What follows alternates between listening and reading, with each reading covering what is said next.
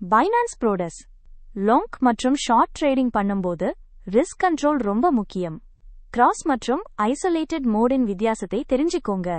Cross மோடில் entire balance risk ஆகும், ஆனா ஐசோலேட்டட் மோடில் பார்ட்டிகுலர் பொசிஷன் மட்டும் ரிஸ்க் ஆகும்.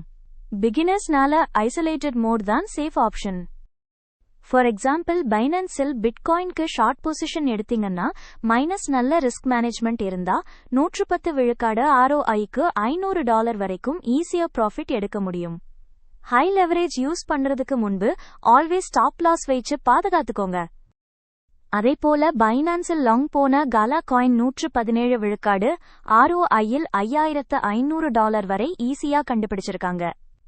ரிஸ்க் கண்ட்ரோல் செய்து only part of your capital மட்டும் யூஸ் பண்ணுங்க.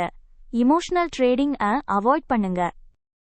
சில ட்ரேடர்கள் பைனான்ஸில் இத்தீரியம்க்கு ஷார்ட் பண்ணி 454 விழுக்காடு ROIக்கு $7,300 ப்ராஃபிட் பெற்றுறாங்க. ஆனா இதெல்லாம் டிசிப்ளின் ரிஸ்க் மேனேஜ்மெண்டின் மூலம்தான் பாசிபிள். ஈச் ட்ரேட்க்கும் டார்கெட் மற்றும் ஸ்டாப் லாஸ் சொல்லித்தான் துவங்குங்க. பைனான்ஸில் 100x லெவரேஜ் கூட கிடைக்கிறது. ஆனா ப்ரோ லெவல் ட்ரேடர்ஸ் கூட மினிமம் லெவரேஜ் தான் யூஸ் பண்ணுவாங்க. எப்பவும் small leverage proper stop loss தான் சேஃப்.